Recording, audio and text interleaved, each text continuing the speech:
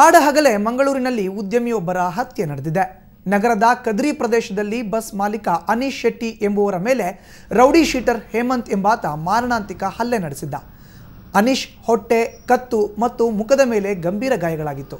ಕರುಳು ಕಿತ್ತು ಹೊರಬಂದಿದ್ದು ಗಾಯಗೊಂಡ ಅನೀಶ್ ಅವರನ್ನು ತಕ್ಷಣವೇ ಸಮೀಪದ ಖಾಸಗಿ ಆಸ್ಪತ್ರೆಗೆ ದಾಖಲಿಸಲಾಗಿತ್ತು. ಆದರೆ ಚಿಕಿತ್ಸೆ ಫಲಕಾರಿಯಾಗದೆ ಉದ್ಯಮಿ ಸಾವನ್ನಪ್ಪಿದ್ದಾರೆ. ಕದ್ರಿ ಪೊಲೀಸರು ಪ್ರಕರಣ ದಾಖಲಿಸಿಕೊಂಡಿದ್ದಾರೆ.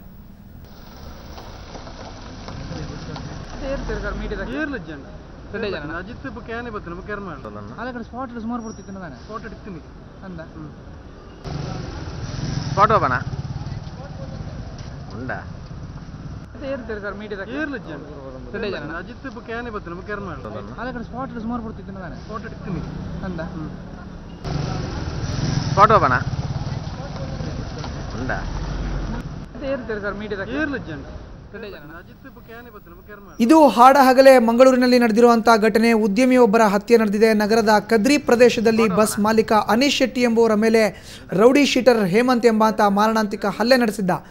ಅನೀಶ್ ಅವರ ದೇಹದ ಹೊಟ್ಟೆ, ಕತ್ತು ಮತ್ತು ಮುಖದ ಭಾಗಗಳಿಗೆ ಗಂಭೀರ ಗಾಯಗಳಾಗಿತ್ತು. ಕರುಳು ಕಿತ್ತು ಹೊರಬಂದಿತ್ತು. ತಕ್ಷಣವೇ ಗಾಯಗೊಂಡಂಥ ಅನೀಶ್ ಅವರನ್ನು ಸಮೀಪದ ಆಸ್ಪತ್ರೆಗೆ ದಾಖಲಿಸಲಾಯಿತಾದರೂ ಚಿಕಿತ್ಸೆ ಫಲಕಾರಿಯಾಗದೆ ಅನೀಶ್ ಶೆಟ್ಟಿ ಮೃತಪಟ್ಟಿದ್ದಾರೆ. ಕದ್ರಿ ಪೊಲೀಸರು ಸ್ಥಳಕ್ಕೆ ಭೇಟಿ ನೀಡಿ ಪರಿಶೀಲನೆ ಮಾಡ್ತಿದ್ದಾರೆ. ಜೊತೆಗೆ ಪ್ರಕರಣವನ್ನು ಕೂಡ ಈಗಾಗಲೇ ದಾಖಲಿಸಿಕೊಂಡಿದ್ದಾರೆ.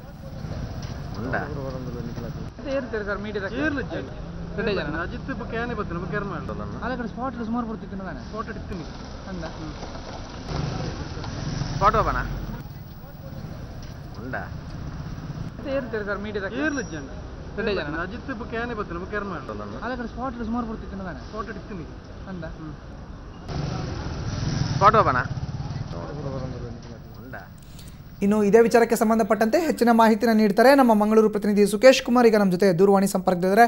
ಸುಕೇಶ್, ಹಾಡಹಗಲೇ ಅನೀಶ್ ಶೆಟ್ಟಿ ಅವರ ಹತ್ಯೆ ನಡೆದಿರೋ ಅಂಥದ್ದು ಯಾತಕ್ಕಾಯ್ತು ಈ ಹಲ್ಲೆ? ಅದ್ರ ಬಗ್ಗೆ ಏನಾದರೂ ಮಾಹಿತಿ ಸಿಗ್ತಾ ಇದೆಯಾ? ಹೇಗೆ ಈ ಬಗ್ಗೆ ಯಾವುದೇ ರೀತಿಯ ಮಾಹಿತಿ ಇಲ್ಲ. ಆದ್ರೂ ಕೂಡ ಇದೊಂದು ಉದ್ಯಮಿಯ ಮೇಲೆ ನಡೆದಂತಹ ಒಂದು ಹಲ್ಲೆ ಆಗಿರೋದ್ರಿಂದ ಈ ಒಂದು ಹಲ್ಲೆ ನಡೆದಂತಹ ವ್ಯಕ್ತಿ ಹೇಮಂತ್ ಏನಿದ್ದಾನೆ, ಆತ ಭೂಗತ ಪಾತಕ ಲೋಕದೊಂದಿಗೆ ನಂಟಿದೆ ಅನ್ನುವ ಒಂದು ಗುಮಾನಿ ಕೂಡ ಪೊಲೀಸರು ವ್ಯಕ್ತಪಡಿಸಿದ್ದಾರೆ. ಆತ ರವಿ ಪೂಜಾರಿಯ ಸಹಚರ ಕೂಡ ಆಗಿದ್ದಾನೆ ಅನ್ನೋದು ಕೂಡ ಪೊಲೀಸರ ಒಂದು ವಾದ. ಜೊತೆಗೆ ಈತ ಕ್ರಿಮಿನಲ್ ಹಿನ್ನೆಲೆಯವನಾಗಿದ್ದು ಸಾಕಷ್ಟು ಹಫ್ತಾ ವಸೂಲಿ ಇದರಲ್ಲಿ ಇದ್ದ, ಮತ್ತೆ ಸಾಕಷ್ಟು ಉದ್ಯಮಿಗಳನ್ನು ಬೆದರಿಸುವ ದಂಧೆಯಲ್ಲಿ ತೊಡಗಿಸಿಕೊಂಡಿದ್ದ ಎಂಬ ಮಾತುಗಳು ಕೂಡ ಕೇಳಿ ಬರ್ತಾ ಇದೆ. ಈ ಸಂದರ್ಭದಲ್ಲಿ ಅನೀಶ್ ಶೆಟ್ಟಿ ಅವರನ್ನು ಕೂಡ ಹಣಕ್ಕಾಗಿ ಬೇಡಿಕೆ ಇರಿಸಿದ್ದ ಎಂಬ ಮಾತುಗಳು ಅವರ ಕುಟುಂಬ ವಲಯದಿಂದ ಕೇಳಿ ಬರ್ತಾ ಇದೆ. ಜೊತೆಗೆ ಈ ಒಂದು ಹಫ್ತಾ ವಸೂಲಿಗೆ ಈ ಅನೀಶ್ ಶೆಟ್ಟಿ ಅವರು ನಿರಾಕರಿಸಿದ ಹಿನ್ನೆಲೆಯಲ್ಲಿ ಇವತ್ತು ಬೆಳಿಗ್ಗೆ ಅಂದ್ರೆ ಮಧ್ಯಾಹ್ನ ಸುಮಾರು 10 ಗಂಟೆ ಹೊತ್ತಿಗೆ ಕದ್ರಿ ಪ್ರದೇಶದಲ್ಲಿ ಹಾಡಹಗಲೇ ಅವರ ಮೇಲೆ ಮಾರಣಾಂತಿಕ ಹಲ್ಲೆ ನಡೆಸಿದ್ದಾರೆ. ಈ ಹಲ್ಲೆಯ ಸಂದರ್ಭದಲ್ಲಿ ಅವರ ಹೊಟ್ಟೆಯ ಭಾಗ ಮತ್ತು ಎದೆ, ಮುಖಕ್ಕೆ ಗಂಭೀರವಾದ ಗಾಯಗಳಾಗಿವೆ. ಲಿವರ್ ಮತ್ತು ಹೊಟ್ಟೆಯ ಸಣ್ಣ ಕರುಳು ಏನಿದೆ ಅದಕ್ಕೆ ಸಂಬಂಧಪಟ್ಟ ಚೂರಿ ಇರಿತ ಆಗಿರುವುದರಿಂದಾಗಿ ಅವರ ಕರುಳು ಹೊರಗೆ ಬಂದಿತ್ತು. ಆದ್ರೂ ಕೂಡ ಅವರನ್ನು ತಕ್ಷಣ ಆಸ್ಪತ್ರೆಗೆ ಸೇರಿಸಲಾಗಿತ್ತು. ಪ್ರಜ್ಞೆ ಕಳೆದುಕೊಂಡಿದ್ದು, ಮೂರ್ಛೆ ತಪ್ಪಿದ ಅವರನ್ನು ಅವರ BP ಕೂಡ ಲೋ ಆಗಿತ್ತು. ಆನಂತರ ವೈದ್ಯರು 2 ಗಂಟೆಗಳ ಕಾಲ ಚಿಕಿತ್ಸೆ ನೀಡಿ ಕೊನೆಗೂ ಅವರು ಮೃತಪಟ್ಟಿದ್ದಾರೆ ಎಂದು ಘೋಷಿಸಲಾಗಿದೆ.